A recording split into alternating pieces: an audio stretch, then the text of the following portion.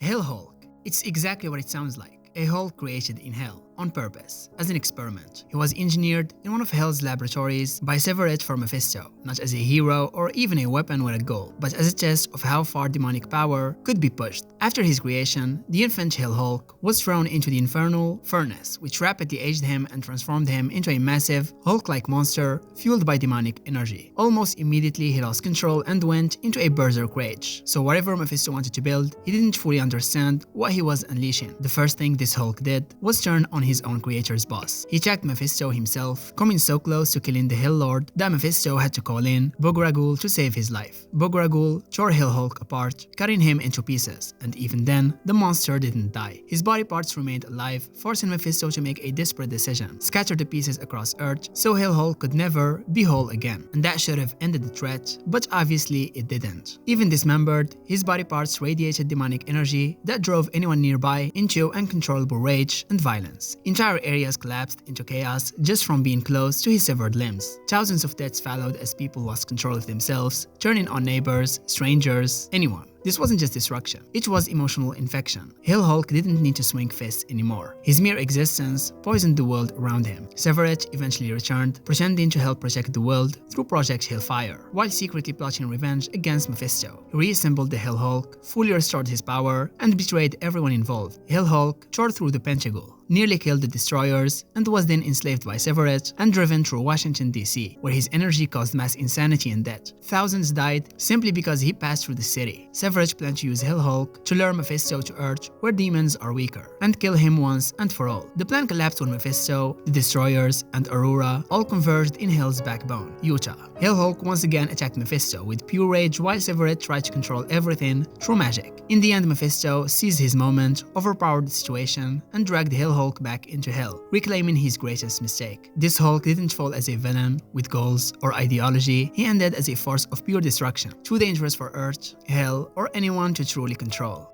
Sister Sorrow. She started as a normal human who made the worst kind of desperate choice. Trying to save her father's life, she made a deal with Mephisto, the Prince of Lies. Basically the #1 being in the Marvel Universe you should never trust. The bargain was simple. Her father would live, but she would belong to Hell forever. That single moment condemned her to centuries of servitude, stripping away her humanity piece by piece, until even her original name faded, replaced by the title Sister Sorrow. As Mephisto's agent, Sister Sorrow was sent across centuries and continents to do his dirty work. Her main task was hunting down the Soul Draggers, ancient relics tied to the bloodlines of the original Lords of Darkness. Each mission meant killing people who had committed no crime other than being born into the wrong lineage. She obeyed without question at first, even when mystics like Gyu of Kunlun begged her to stop and claimed they could free her. Over time, her obedience turned into emptiness. She stopped thinking of herself as a person and became nothing more than a walking command. Everything began to change when Sister Sorrow crossed paths with Dr. Doom. During a confrontation over one of the Soul Draggers, Doom saw through Mephisto's magic and forced her to confront the truth. Doom made her realize that Mephisto's power over her only existed because she believed escape was impossible, and that realization didn't free her immediately, but it planned out. For the first time in centuries, Sister Sorrow began questioning not just her master but herself. As her missions continued, Sister Sorrow secretly began reaching out to other cosmic manipulators like Dormammu and Loki, learning how demons, gods, and tricksters exploit contracts and loopholes. Her encounter with Loki was especially important. He mocked her obedience and outplayed Mephisto's blood pact, using nothing but clever wording. Watching Loki walk free from Hell did something huge to Sorrow. It showed her that rebellion didn't have to be loud or violent. It could be strategic, patient, and cruel in the same way demons are. And when Mephisto finally gathered all 5 Soul Daggers and began rebuilding the Soul Forge, Sister Sorrow made her move. Pretending to help, she turned on him mid-ritual, triggering an all-out war in Hell involving Doom, Dormammu, Loki, Red Skull, Green Goblin, and Abomination. In the chaos, she secretly removed the Soul Forge from Mephisto's control and revealed the truth. She now held power over billions of souls, but instead of ruling, she demanded only one thing: her freedom. For the first time, Mephisto had no lie left to tell. He burned the pact that bound her and released her.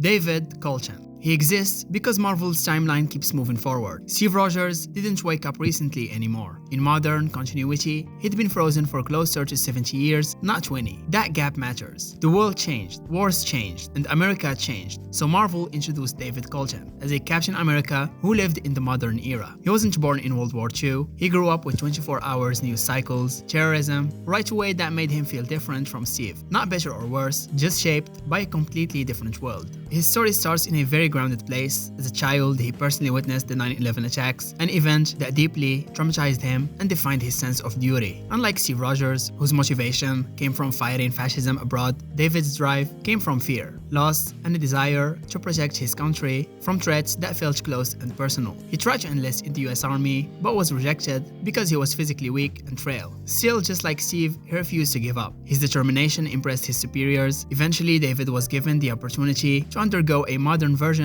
of the super soldier process. It wasn't the same perfect serum that created Steve Rogers. It was experimental, rushed, and shaped by modern military needs. Enhanced and deployed, David served in Afghanistan and Iraq, becoming the government's Captain America long before Steve ever returned. This is what makes his story unique. David wasn't a symbol pulled from history. He was a symbol manufactured by modern warfare. When Steve Rogers was finally unfrozen, the two Captain Americas were sent on missions together, including a dangerous operation in Latveria against Dr. Doom. This partnership is where David's story really shines. Steve didn't treat him as a replacement or a mistake. Instead, he helped David confront his trauma and understand what Captain America is supposed to represent. Steve taught him that the shield doesn't stand for blind obedience to the government, but for freedom, compassion, and protecting everyone, not just Americans. Through Steve, David began questioning whether he was a hero or just a weapon. And during his final appearance, David was seriously injured. Marvel left his fate ambiguous, which feels intentional. David represents the cost of trying to recreate legends instead of learning from them. His arc is short, but a reminder that Captain America isn't just a uniform or a serum. And whether David survived or not, his existence added depth to the Captain America legacy and showed how messy, painful, and complicated heroism becomes in the modern world.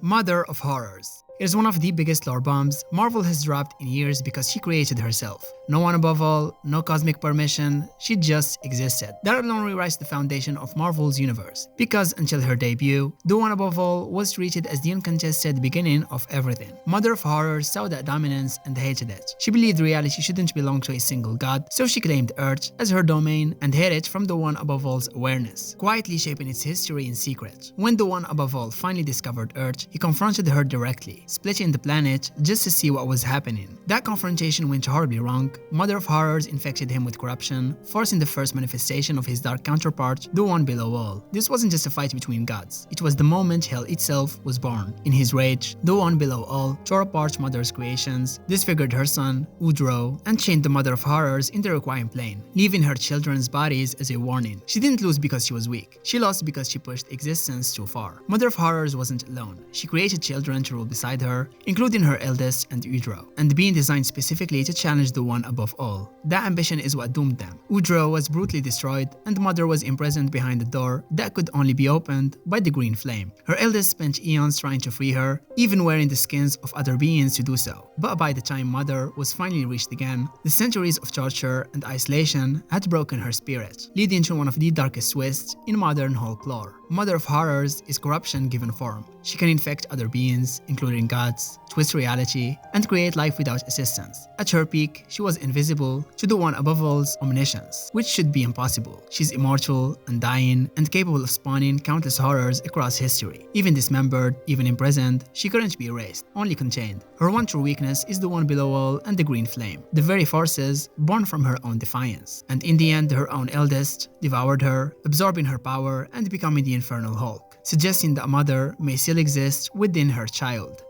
X-31. This character is a new Gwen Stacy clone, rebuilt from the remains of Jackal's new U clone tech, and then immediately handed over to Weapon X. Because of course, that's what happens. Instead of letting Gwen exist as a person, she's turned into a project, trained, sharpened, and molded into a living weapon. The result is X-31, basically Gwen Stacy with a Wolverine makeover, created to be efficient, lethal, and emotionally detached. After being reconstituted, Gwen was trained at a Weapon X facility by someone known as the Great Architect. She wasn't taught how to live. She was taught taught how to kill. Her training was so brutal and effective that she proved herself by slaughtering a group of agents as a demonstration. This wasn't hero training, this was conditioning. X-31 didn't earn her codename through choice or growth, she earned it by surviving Weapon X's idea of perfection. Her abilities are clearly inspired by Wolverine, but with a few scary twists. She has a strong, regenerative healing factor, letting her recover from major gunshot wounds without slowing down. Her most defining feature is her retractable adamantium blades implanted directly into her forearms. Unlike Wolverine's claws, hers are longer, giving her more reach and making her deadlier from a distance. Add in a full tactical loadout like guns, sonic grenades, sedatives, and you get someone who's less brawler and more assassin. Her big moment comes when she's sent on a final test, hunting down escape deadlocks. During the mission, she ends up saving Spider-Man and Gwenpool, which immediately blurs the line between hero and weapon. The situation gets tense fast, and Spider-Man eventually rips off her mask with his webs, revealing that the person beneath it is Gwen Stacy. Imagine being Spider-Man or Gwenpool in that moment. You're fighting a mystery operative, and suddenly you're staring at someone who's either supposed to be dead or looks exactly like you. That's instant emotional damage. So yeah, X-31 is controversial because she represents Marvel's obsession with not letting Gwen Stacy rest. She's tragic, unsettling, and very Weapon X coded, a person stripped of identity and rebuilt as a tool. And at the same time, she's undeniably cool. Gwen Stacy with adamantium blades is a wild idea,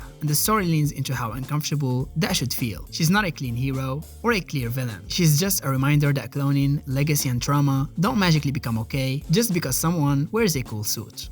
Wolfgang von Strucker LMD. He's technically Baron Wolfgang von Strucker, but not in the usual way. This version is a life model decoy that Strucker used as a walking, talking body, while his real, biological body was kept safely in stasis. His consciousness was projected directly into the LMD, meaning this wasn't just a robot copy. It was Strucker himself, operating remotely. That alone makes the character stand out, because it shows just how far Strucker is willing to go to avoid consequences while continuing his twisted experiments behind the scenes. This whole reason this LMD exists so Strucker can oversee a project called WMDs, Wolverines of Mass Destruction, where he tried to mass produce Weapon X-style killing machines. The name alone tells you everything you need to know about the tone here. Strucker wasn't trying to build one unstoppable super soldier. He wanted an army of them, turning Wolverine's trauma and suffering into a factory-produced weapon system. And because Strucker can never do anything cleanly, he hired Deadpool to bring Wolverine to him so he could complete the project. And because Strucker is Strucker, he immediately double-crossed Deadpool the second he got what he wanted. The LMD itself was armed with sarin claws, two deadly adamantium blades created by Strucker, making the robot body a legitimate threat in combat. Eventually, the Weapon X-Men destroyed the LMD, putting an end to this version of Strucker, at least temporarily. And even after the LMD was destroyed, Strucker still didn't lose. He managed to transfer his consciousness into Weapon Exile. That's what makes WMD LMD not just another Strucker appearance. It's a perfect example of Marvel's mad scientist villainy taken to its logical extreme. Strucker didn't just survive, he outsourced his existence, turned Wolverine into a production line, and made one of the wildest villain concepts of 2025 feel strangely on brand.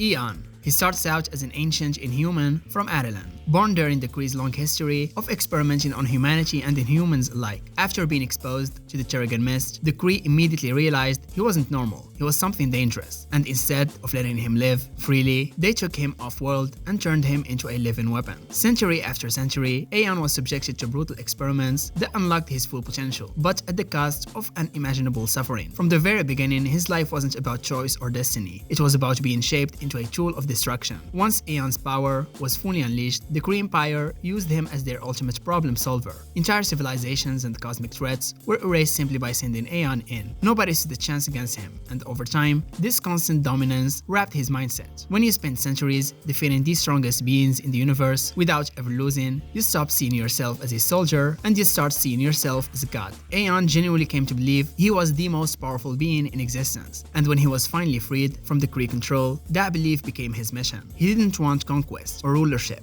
He wanted proof. He set out to hunt and kill any being he considered powerful enough to challenge his status. His first major stop was the Sol System, which he attacked partly out of resentment for his origins. There he encountered an alternate, future version of Luke Cage, and seeing Luke's immense power instantly made him a target. Aeon killed Luke, or at least thought he did, only to realize his opponent could resurrect. This obsession led Aeon to Jupiter's red spot, where he destroyed a hidden celestial heart simply because it was powerful and alive. His crusade escalated when he traveled to Mars, now planet Arco, and challenged the mutant population head-on. Even surrounded by warrior mutants and Omega-level threats, Aeon completely overwhelmed them. Apocalypse himself was defeated so badly that he had to retreat to the ruins of his own base. When Luke Cage returned and teamed up with Apocalypse, it still wasn't enough. Aeon dismantled Apocalypse and then did something far worse. He cut the Void loose from Luke, unleashing his dark counterpart. And this forced Luke into an internal battle, giving Aeon exactly what he wanted: chaos and confirmation of his superiority. His final act took place in New York City, where he publicly announced his intention to fight Earth's heroes, causing massive destruction just to force a confrontation.